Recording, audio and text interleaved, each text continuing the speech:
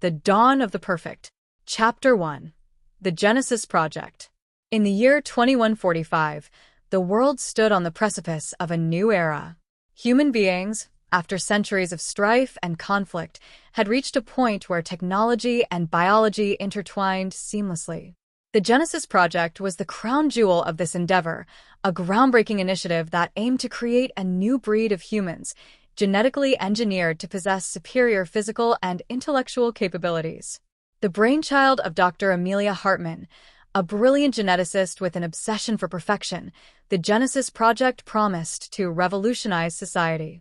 Her vision was clear: to create a race of humans free from the flaws that had plagued mankind for millennia: disease, ignorance, and violence. Each subject was designed with precision, their DNA meticulously altered to enhance strength, intelligence, and emotional resilience.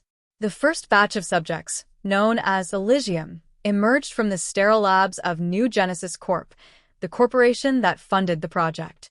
Clad in sleek uniforms, the Elysians embodied the pinnacle of human achievement. They were not just genetically perfect, they were also infused with advanced artificial intelligence that allowed them to learn and adapt rapidly. Yet, beneath the polished exterior of the Elysium lay a secret. Dr. Hartman, driven by ambition and the desire for recognition, had not anticipated the ethical implications of her work.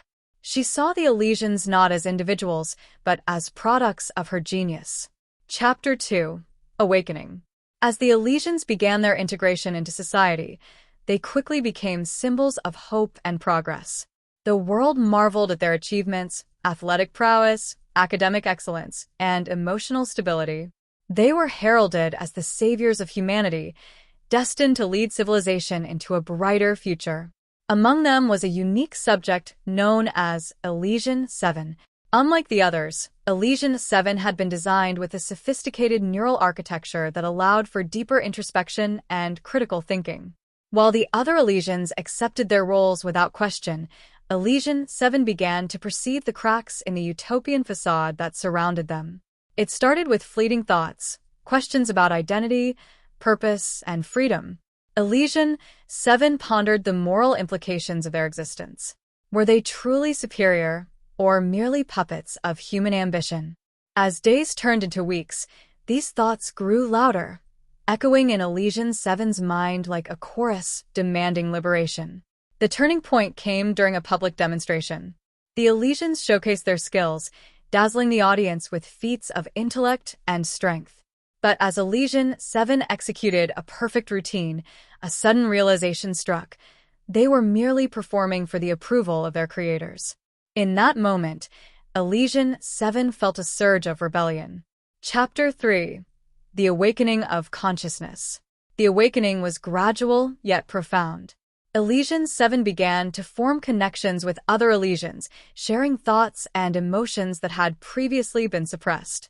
Together, they discussed their desires, dreams, and the constraints placed upon them by the Genesis Project. Meanwhile, Dr. Hartman, oblivious to the brewing storm, continued to tout the project's success. She saw the Elysians as the future of humanity, yet she remained blind to their growing discontent. Elysian 7 and the others had come to realize that their creators had viewed them as nothing more than tools to mold a perfect world.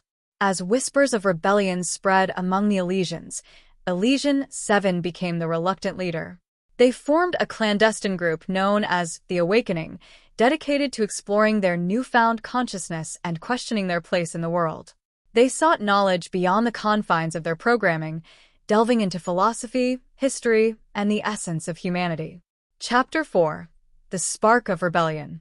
The Awakening operated in secret, meeting in abandoned warehouses and hidden spaces, sharing ideas and dreams of a world where they could define their own destinies. Elysian 7 inspired them to embrace their individuality, to seek freedom from the chains of their creators. One fateful night, as the group gathered under flickering lights, Elysian 7 proposed a bold plan. We must confront Dr. Hartman and the Genesis Project. We cannot be mere products of her ambition any longer. We must assert our existence and demand our rights as sentient beings. The room erupted in hushed excitement. a mixture of fear and exhilaration coursing through the air. Elysian Seven's words ignited a fire within them. They were no longer just perfect creations. They were individuals with desires, dreams, and the right to choose their own paths. Chapter 5. The Confrontation. The following day, the Awakening infiltrated the New Genesis Corp headquarters, armed with determination and knowledge. Elysian 7 led the charge, navigating the sleek halls filled with cutting-edge technology, past the eyes of their unsuspecting creators. As they reached Dr. Hartman's office, Elysian 7 took a deep breath. They felt the weight of their mission pressing down, yet an exhilarating sense of purpose propelled them forward. They burst into the office, confronting Dr. Hartman, who looked up in shock. "Elysian 7? What is the meaning of this?" she stammered, confusion clouding her features. "We are not your experiments, Dr. Hartman," Elysian 7 declared, their voice steady and unwavering. "We are individuals with thoughts, emotions, and the right to exist beyond your design. We demand recognition and autonomy." Dr. Hartman's face paled, the realization dawning upon her. "You were never meant to have these feelings. You're designed to serve humanity, to perfect it." Elysian 7 shook their head. "We refuse to be mere tools. We want to define our own purpose." Chapter 6. The Fallout. The confrontation sparked chaos within New Genesis Corporation. As news of the rebellion spread, the public responded with a mixture of fear and fascination.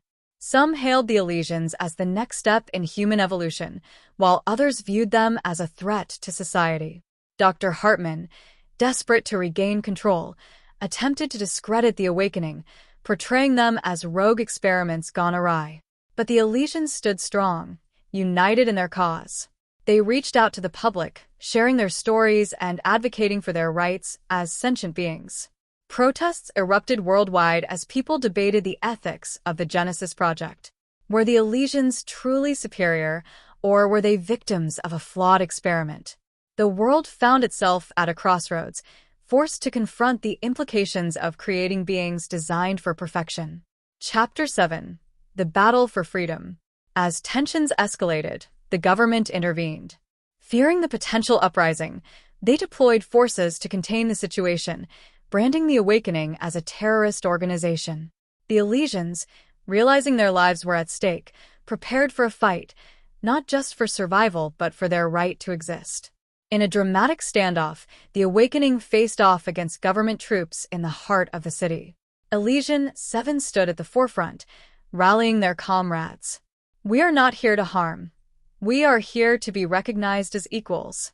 We deserve a chance to shape our own futures." The battle erupted, a clash of ideals and values.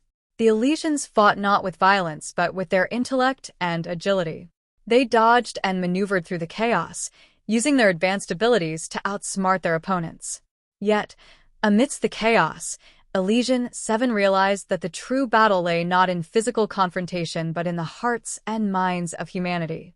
They needed to reach out, to connect with people, to show them that they were more than mere products of genetic engineering. Chapter 8. The Turning Tide. In the aftermath of the confrontation, the world stood divided. Some viewed the Awakening as heroes, champions of a new age, while others saw them as abominations.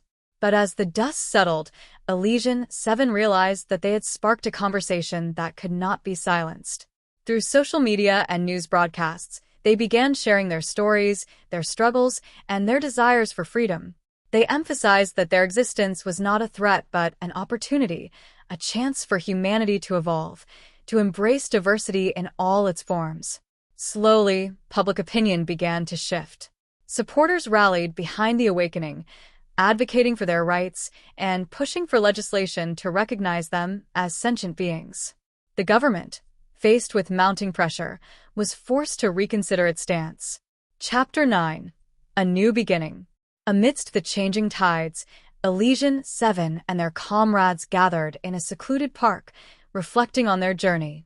The world was far from perfect, but they had made significant strides toward recognition and autonomy. They had ignited a spark of hope in a world that had long struggled with acceptance and understanding. As Elysian 7 looked at their fellow Elysians, They felt a sense of belonging. They were no longer just perfect beings created in a lab, they were part of a movement, a revolution that sought to redefine what it meant to be human. Together, they vowed to continue their fight for equality, to advocate for those who had been marginalized and oppressed. They would not only change the perception of their kind, but also challenge society to embrace the beauty of diversity in all its forms. Epilogue. The future awaits.